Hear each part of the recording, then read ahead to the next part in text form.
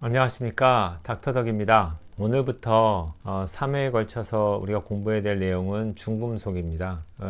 우리 주변에 환경적으로 되게 많이 폭로되어 있음에도 불구하고 일반인들이 너무 간과하시고 무시하시면서 그로 인해서 생길 수 있는 여러 가지 피해들을 경험하시면서도 무엇 때문에 생기는지도 모르면서 계속 그 증상, 불편한 증상 때문에 병원에 가서 약을 타서 드시고 해도 해결이 안 되겠죠. 그 원인이 해결이 안 되면은. 일단 1차하고 2차에 걸쳐서는 우리가 모르는 사이에 폭로될 수 있는 환경적인 요인에 의한 중금속 노출 원인이 무엇인지를 배워볼 겁니다. 그래서 1차적으로는 우리 생활 속에서 아주 흔하게 폭로될 수 있는 원인을 먼저 배우고요. 그러고 나서는 어떤 환경적인 다른 부분들, 우리보다 좀 더 넓은 영역에서의 환경적인 오염 때문에 생길 수 있는 것들까지도 생각해 볼 거고요. 그리고 나서는 이 어쩔 수 없이 폭로되는 그 중금속을 우리가 어떻게 대처를 해야 되고 어떻게 치료를 해야 되느냐, 이거에 대해서 이제 마지막 세 번째 세션에서 공부하는 걸로 지금 계획을 하고 있습니다. 그래서 오늘 먼저 배워볼 거는 일상 아주 가까운 우리 삶 속에서 폭로될 수 있는 중금속이 과연 무엇이 있을까, 이걸 이제 배워보는 시간을 갖겠습니다. 제일 먼저 흔하게 마트 가서 사셔서 드시는 음식들 중에서, 식재료 중에서 흔하게 드시는 참치 캔 많이 드시죠. 그래서 캔에 담겨져 있는 모든 것들 중에서도 아마 다른 부분들도 좀 있을 수 있을 건데, 일단은 지금 제가 찾아본 자료에 의하면 참치 캔에 들어있는 중금속에 대한 내용이 나옵니다. 그걸 한번 먼저 보시겠습니다. 참치 통조림에서 중금속의 한 종류인 비소가 검출됐습니다. 소비자 단체는 참치 통조림에도 비소 허용 기준을 만들어야 한다고 주장하고 있는데, 참치 통조림 생산업계는 인체에 전혀 문제가 없다며 맞섰습니다. 그런데 한 소비자 단체가 시중에 판매되는 참치 통조림 27종류 제품 성분을 조사한 결과 중금속인 비소가 소량 검출됐습니다. 모든 제품에서 적게는 킬로그램당 0.36mg, 많게는 1g 가까이 나온 겁니다. 쌀의 비소 허용 기준은 킬로그램당 0.2mg 이하, 정제 소금은 킬로그램당 0.5mg 이하로 돼 있지만 참치 통조림은 기준이 없습니다. 식품의약품안전처는 유기, 무기비소를 구분해 허용 기준을 마련하는 방안을 검토 중입니다. 잘 보셨습니까? 이렇듯 우리가 흔하게 이렇게 구해서 먹을 수 있는 음식 안에도 우리도 모르는 중금속이 들어있을 수 있습니다. 두 번째는 우리가 집에서도 열심히 조리를 해서 음식을 만들기 위한 여러 가지 조리 도구들이 있을 건데요. 이런 것들을 통해서도 우리가 중금속에 노출될 수 있다는 어떤 자료가 있어서 그걸 한번 보고 오겠습니다. 반복적으로 사용하면서 흠집이 나거나 손상됐을 경우, 또는 염분이 많은 음식이나 산성이 강한 음식을 조리했을 때 문제가 되는데, 이때 알루미늄, 납, 카드뮴, 크롬, 니켈 등의 금속 성분이 음식에 녹아나와 우리의 입속으로 들어오게 되는 것입니다. 이때 흠집이나 코팅이 벗겨지게 되면서 드러나는 하얀 알루미늄이 음식을 끓일 때 녹아나게 되는 것입니다. 특히 간장, 된장 등 염분이 많은 음식과 김치, 양배추 같은 산성이 강한 음식은 알루미늄을 더욱 잘 녹게 해 위험합니다. 두 번째, 부침 요리와 볶음 요리를 할 때 많이 사용하는 코팅된 프라이팬. 조리의 특성상 뒤집개를 많이 사용하는데, 이때 코팅이 벗겨지면 유해 성분이 묻어날 수 있는 것. 세 번째, 스테인리스 스틸 조리기구는 비교적 안전하지만 크롬과 니켈이 합금된 경우 조리 과정에서 음식물이 눌어붙어 철 수세미로 박박 긁어내 세척을 하면 손상될 수 있는데요. 이러한 상태에서 장시간 반복적으로 가열하거나 태우게 되면 유해 금속이 나올 수 있습니다. 네 번째, 금속재 주전자의 경우 한 번 끓이고 남은 물을 버리지 않고 여러 번 끓이기를 반복하면 유해 성분이 융출돼 주의가 필요합니다. 이러한 조리기구는 단 한 번 사용하고 마는 것이 아니라 매일같이 사용하고 있기 때문에 비록 적은 양이라 해도 손상된 조리기구를 통해 음식물에 섞인 금속 성분을 장기간 섭취하게 되면, 집에도 조리기구를 이제 여러 가지 쓰는데 제가 요리를 좋아하기 때문에, 그래서 조리를 잘못하다 보면은 밑에를 이제 상처를 내거나 스크래치가 나게 되면 이제 산지 얼마 되지 않았는데도 불구하고 와이프는 과감하게 프라이팬이든지 뭐 냄비든지 버립니다. 제가 볼 땐 좀 아까운데, 산지 얼마 되지도 않았고 한 몇 달 되지도 않았는데 제가 잘못해서 긁다 보니까 상처를 냈어요. 그랬더니 그거 갖다 과감하게 버리고 새로 사더라고요. 예, 저보다 좀 더 예민하게 주부들은 더 반응하시는 것 같아요. 그래서 우리 집안에서는 그래도 관리가 좀 되시는 편인데 외부에서 외식을 하시잖아요. 잘 생각해 보시면 외식할 때 사용하는 그 조리 도구를 그렇게 곱게 다룰 수가 없어요. 지저분하면 빡빡 밀어가지고 수세미로 닦아야 되니까 상처가 안 날 수가 없고, 그 상처 난 걸 통해서 조리를 하다 보니까 당연히 많이 용출되겠죠. 그러니까 저는 될 수 있으면 이렇게 중금속이 오염되신 분들 왔을 때 외식을 삼가하세요 이렇게 얘기합니다. 외식을 하게 되면 답이 없기 때문에요. 네, 그 다음으로 우리가 배울 거는 한약재입니다. 제 친구 중에도 한의사가 있는데 한약재가 우리가 지금 토양이 너무 오염되다 보니까 옛날 허준 시대 같이 그렇게 아주 양질의 한약재를 구할 방법이 별로 없어졌어요.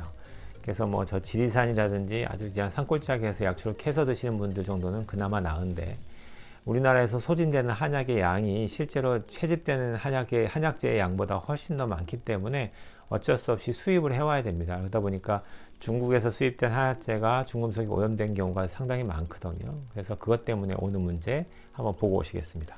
일부 한약재에서는 인체에 치명적인 카드뮴 등 중금속이 기준치의 무려 20배나 넘게 검출됐습니다. 경기도 특별사법경찰단에 붙잡힌 김모 씨는 자신이 불법으로 제조한 한약재 다른 업체의 제조 허가번호를 멋대로 붙여 판매했습니다. 수입산 향부자나 건강 등을 볶거나 갈아 한약재를 만들었고, 이 과정에서 제조사명과 제조일자, 유효기간 등을 멋대로 인쇄해 포장지에 붙인 겁니다. 김 씨가 판매한 한약재 일부에서는 인체에 치명적인 카드뮴과 이산화황이 각각 기준치의 5배와 21배를 초과해 검출됐습니다. 네, 이렇듯이 가능하시면은 안전한 제품들을 드시기를 권하고요. 저는 죄송하지만 한의사분들께는 죄송하지만 완전히 입증되지 않은 한약재는 오히려 잘못 먹었을 땐 독이 될 수 있다라고 저는 말씀드리고 싶습니다. 그 다음에는 흔히들 문신을 하고 병원에 찾아오신 분들이 있어요. 문신 후에 막 피부가 뒤집어지고 알러지 반응이 있다고. 근데 생각보다 그런 문신 염료 안에도 중금속이 많이 들어 있습니다. 그것도 한번 보고 오시죠. 소비자원이 시중에 판매되는 반영구 화장품 문신 염료 25개 제품을 검사했더니 절반에 가까운 12개에서 기준치를 넘는 중금속이 나왔습니다. 6개 제품에서 납이 최대 5.5배, 카드뮴과 비소는 각각 2개 제품에서 최대 3배와 5배가 나왔고, 4개 제품에서는 문신용 염료 원료로 쓸 수 없는 니켈도 나왔습니다. 카드뮴과 비소의 경우에는 인체에 암을 유발할 수 있는 1군 발암물질입니다. 6개 제품에서 검출된 납의 경우에는 중추신경 장애를 유발할 수 있고요.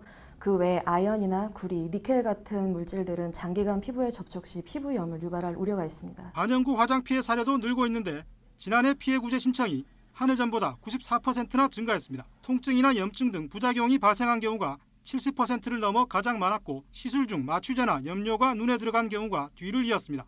지금까지 우리가 살면서 흔하게 폭로될 수 있는 그런 것들에 대해서 지금 간단하게 나눠봤는데요. 이제 마지막 한 가지가 남았는데, 치과 선생님들하고 연관이 많이 있는 치아 아말감 때문에 오는 수은 중독에 대한 얘기입니다. 그래서 흔하게 지금도 쓰고 있고요. 국가에서도 그걸 보험 처리해주고 있기 때문에 뭐가 문제냐, 국가에서도 승인한 치료 방법인데 이렇게 얘기하시지만, 실제로 많은 치과 의사 선생님들, 특히 미국에 있는 치과 의사 선생님들은 50% 이상은 반대를 하고 있습니다. 그래서 될 수 있으면 쓰지 말자는 쪽으로 가고 있지만, 아직까지도 제가 볼 때는 그거에 대해서 별로 무감각하신 치과 선생님들 되게 많이 계세요. 그래서 가능하면은 아말감을 사용하지 않도록 저는 권하는 편입니다. 일단 그 영상도 보고 오시겠습니다. 아말감으로 인한 중금속 중독 여부를 알아보기 위해 이번에 수은중기를 직접 측정해봤습니다. 결과는 0.072mg, 정상보다 무려 7배나 높은 수치입니다. 이번에는 껌을 씹어 아말감 치아를 자극한 후 다시 측정해봤습니다. 0.1로 올라갔고 0.1mg, 단 10분 만에 수치가 올라갔습니다. 뜨거운 물을 먹는다든가 담배를 핀다든가, 그렇지 않으면 또 음식물 질긴 걸 많이 씹던데, 그러면 그만큼 아말감이 수은이 많이 올라서 입속에 몸에 축적되는 겁니다. 수은이 인체에 나쁘다는 건 온 세상이 다 알고 있습니다. 그렇지만 그게 현재 아말감은 일단 굳으면은 거기서 수은이 안 나오기 때문에 해롭지 않다고 여태까지 그렇게 주장해 왔습니다. 50년 된 오랜 아말감이 거기서 조금만 열을 가하면은 수은 증기가 계속 올라오는 것이 우리 특수한 촬영에 의해서 나오고 있습니다. 현재 미국 치과병원의 반 이상이 아말감을 사용하지 않는다고 합니다. 아말감의 유해성을 알리기 위해 실험 영상을 직접 제작해서 주목받은 로저 박사입니다. 그는 50년 된 낡은 아말감 치아를 가지고 여러 가지 실험을 보여주기로 했습니다. It is a special type of fluorescent paint on it. This is an old silver filling, silver mercury, and this is just a pencil eraser, and we'll be just scratching. 로저 박사가 아말감 치아를 몇 번 문지르자마자 곧바로 수은 증기가 올라옵니다.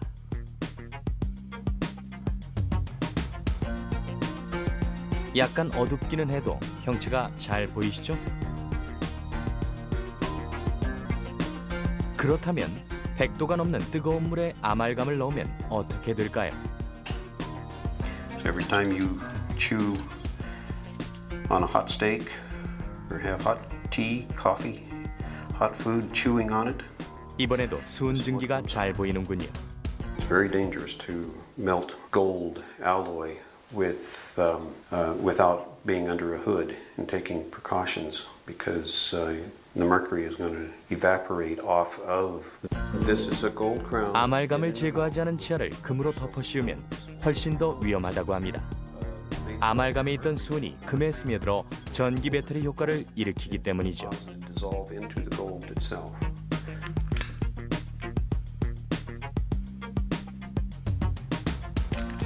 There it goes. And they reviewed the then available data on potential sources of human exposure to mercury and concluded that the predominant source is by far and away your fillings. It's a sad thing that more people aren't aware of that. 1980년대 초반에 제기된 아말감 유해성 이론은 미국 내 커다란 반향을 일으켰습니다.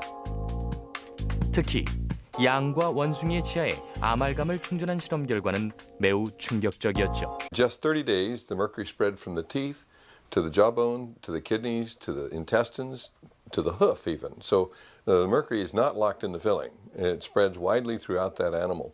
우리 세대는 열심히 일도 많이 했고 아말감을 너무 많이 해서 손으로 떡점을 했어요. 날마다 했습니다. 저도 그랬고요. 그래서 치과 의사들이 아픈 사람이 굉장히 많고 수명이 짧아요. 그리고 우리 동료들도 치과 의사 동료들이 많이 세상을 갔습니다.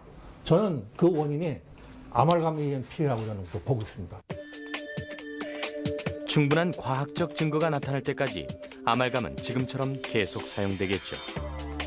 하지만 아말감이 유해하다는 의혹은 여전히 불편한 진실로 남아있을 겁니다. 예, 오늘 정말 많은 내용을 보고 지금 배웠는데요. 일단은 우리도 모르게 우리가 삶 속에서 폭로될 수 있는 중금속이 많다라는 걸 오늘 이제 배우는 시간이니까요. 일단은 이 정도로 이해하시면 이게 다가 아니고 얼마나 더 많을까요? 찾아보면 더 많을 것 같습니다. 오늘 여기까지 공부하고요. 그 다음에 다음 시간에는 좀 더 폭넓은 범위 내에서의 폭로될 수 있는 중금속에 대해서 배워보는 시간을 갖도록 하겠습니다. 오늘은 여기까지 하고요. 온 국민이 건강해지는 그날까지 닥터덕은 여러분과 함께합니다.